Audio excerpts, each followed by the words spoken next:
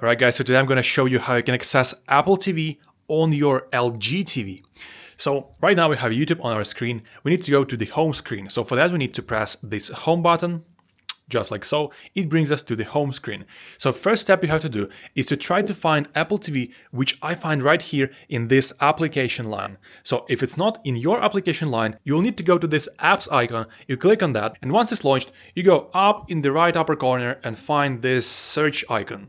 You click on that, and then using this virtual keyboard, you need to find Apple TV. So once we found Apple TV, we click on that, and then in this new application app, you can find the apps that are installed or uninstalled on your TV. So we click on that, but once I click on that, because it is already installed on my LG TV, it will just open Apple TV.